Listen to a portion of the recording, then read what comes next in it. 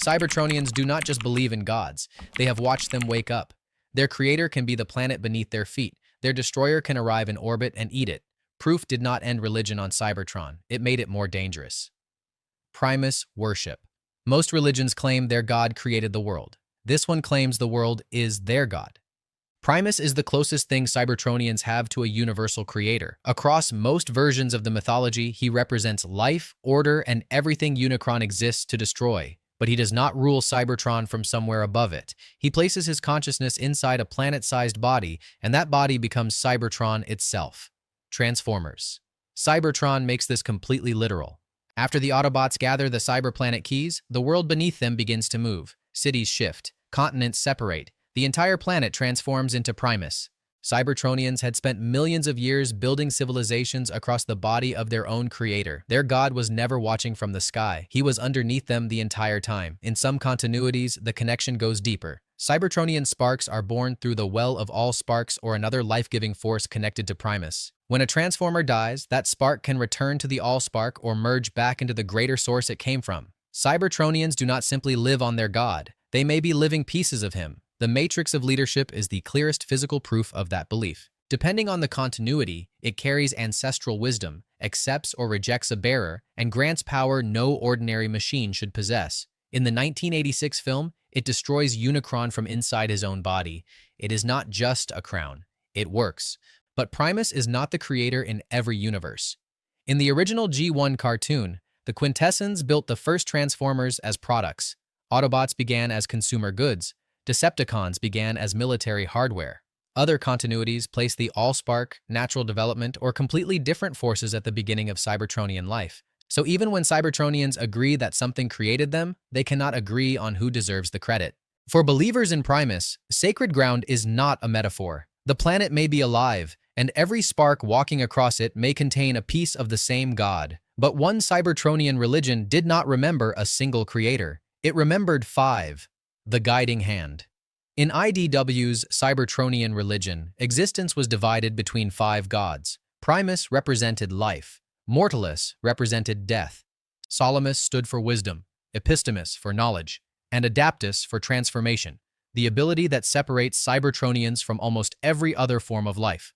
Together, they explained what it meant to be a transformer. A spark to live, a mind to understand, knowledge to preserve, a body capable of change, and eventually a death waiting at the end. But one of those gods spent millions of years working as a psychiatrist named Rung, and almost nobody could remember him. Rung was quiet, polite, and so forgettable that Cybertronians repeatedly failed to recall his name even after speaking to him. He treated soldiers broken by the war. He listened to people nobody else understood. Nothing about him suggested he belonged at the center of Cybertronian creation mythology. The religion said the 5 gods once worked together before turning against each other in the God War. That conflict became one of the oldest stories in Cybertronian history. But after millions of years, nobody knew how much was fact, how much was metaphor, and how much had been rewritten by the people who survived it. Then the truth surfaced. The beings behind the guiding hand had actually existed, but they were not remembered accurately. Real individuals had been reduced into clean divine roles. Their failures became mythology. Their arguments became sacred history, and Rung, the most overlooked Cybertronian alive, was revealed as the being behind this continuity's version of Primus. The creator god had not been sitting on a throne or sleeping inside a planet. He had been running therapy sessions and treating the damage left behind by everyone else. The guiding hand was not wrong because its gods were imaginary. It was wrong because Cybertron remembered real beings as something simpler, cleaner, and more perfect than they ever were. Adaptus represented transformation. From that one sacred idea, another movement built the most oppressive society Cybertron had ever seen. Functionism. Every shape serves a purpose. That sounds harmless until somebody else gets to decide what your purpose is. Functionists believe a Cybertronian's alternate mode reveals exactly what creation intended them to be. A microscope belongs in science. A transport vehicle belongs in labor. A data storage body exists to preserve information. A weapon exists to fight. That one belief turns the entire body into a prison. Your alternate mode decides your occupation. Your occupation decides your class. And your class decides how much value society believes your life has. It does not matter what you want or what you are good at. Functionism says the decision was made before you were capable of questioning it. The Functionist Council never admits that it created inequality. It claims inequality was built into Cybertronian life itself.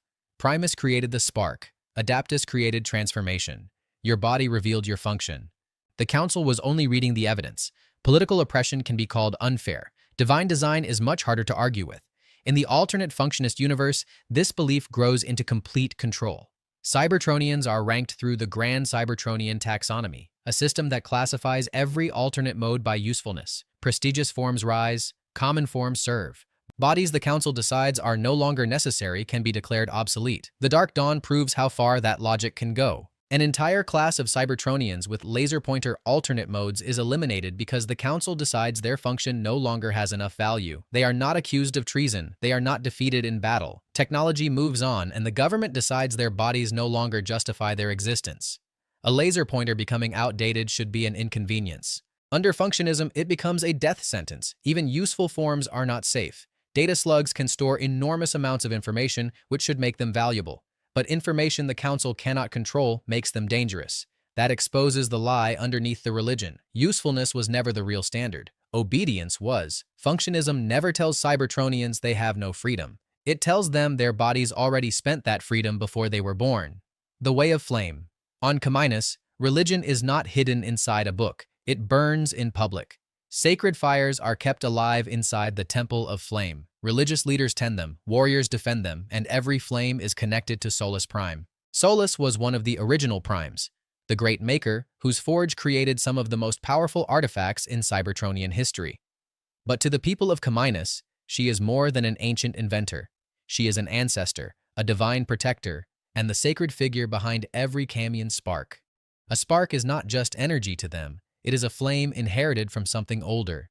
The Mistress of Flame stands at the top of this religious order, preserving the rituals and interpreting Solus Prime's legacy. Beneath her are the torchbearers, warriors who carry that legacy into battle. Then Optimus Prime arrives carrying the Matrix. The Camians do not see an ordinary foreign commander. They see a living connection to the age of the Primes, standing directly in front of them.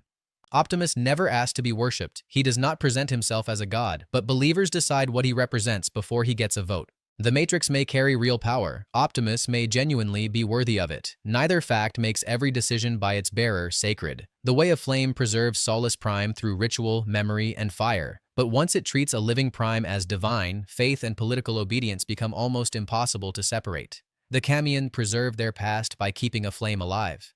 The Reversionists preserve theirs by erasing every memory that disagrees with it. The Reversionists. Gage escaped a collapsing Cybertron with a group promising safety. Then she discovered that belonging to them meant forgetting everyone she had belonged to before. Gage was young, separated from RC and Greenlight, and trapped inside a civilization tearing itself apart. The Reversionists offered protection, certainty, community, and a place inside something that claimed to be older than the war. Their belief was simple. Cybertron had lost its way.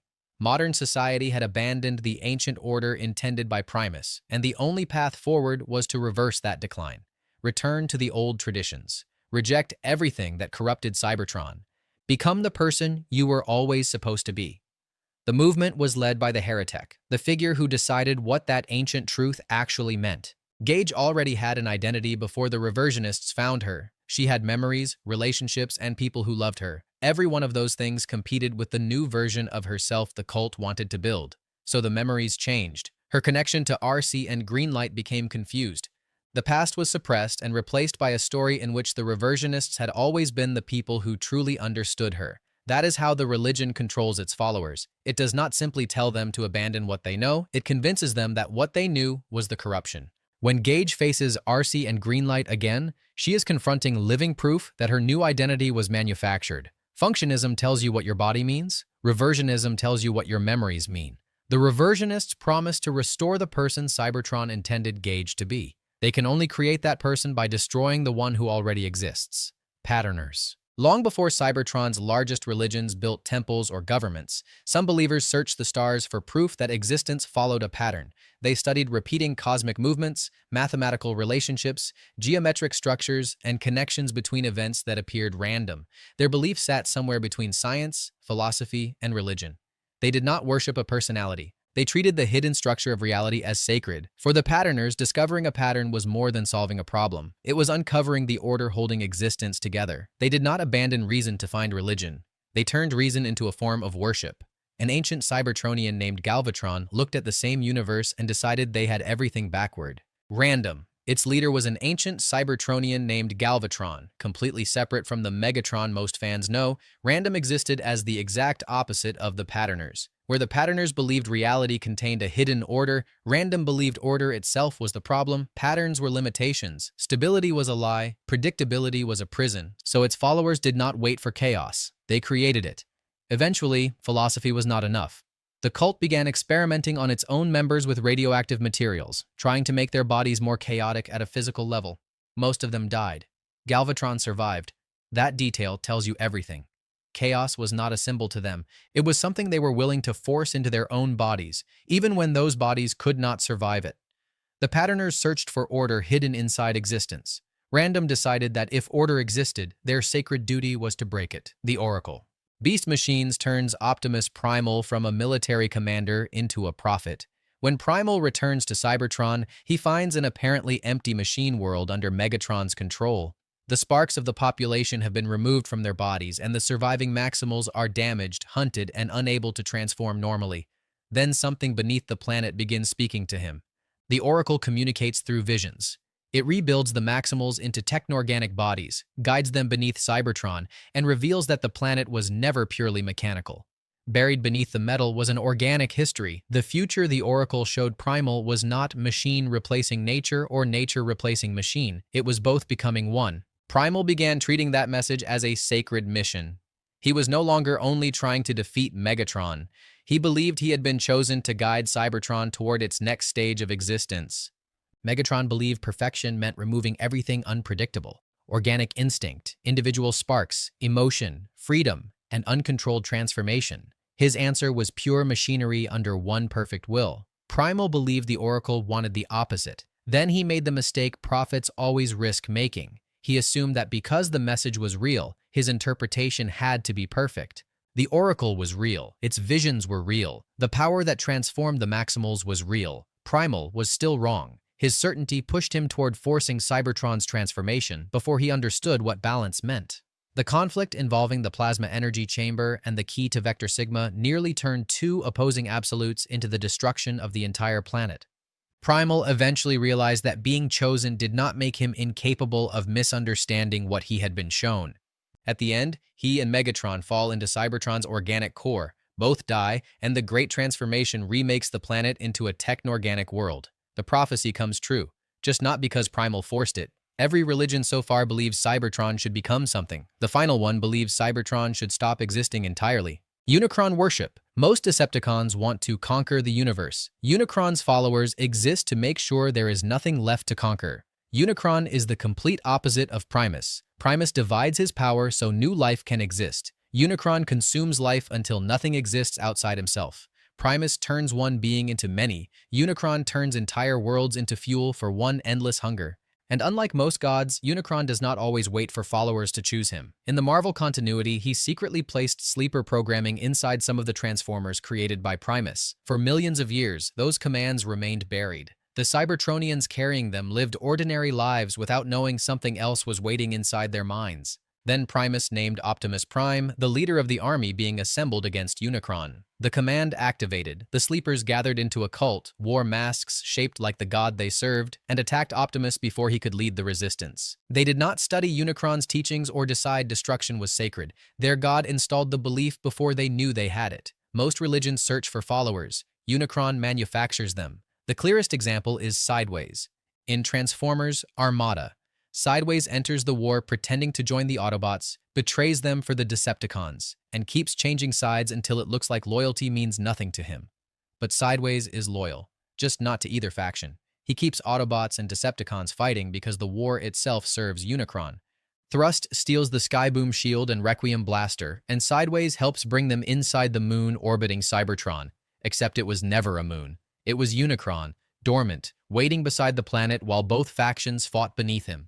After Starscream's sacrifice, Sideways retrieves the Starsaber and brings the final Minicon weapon inside. With all three weapons in place, Unicron awakens. Sideways spends the series changing sides. It turns out he was standing on the same side the entire time. Even then, the line between worshipper and god remains unclear. Sideways may be a servant, a puppet, an extension of Unicron, or a body through which Unicron manipulates the war directly. He may be his god speaking through another face. Not everyone who serves Unicron worships him. Galvatron and many of his heralds are rebuilt, threatened, or controlled into obedience. Primus creates lives capable of rejecting him. Unicron can create servants who do not even own the thoughts telling them to obey. Unicron worship is not terrifying because its followers pray to an imaginary monster. It is terrifying because the monster is real, can hear them, and may have placed the prayer inside their minds himself. Which Cybertronian religion became the most dangerous? Tell us in the comments.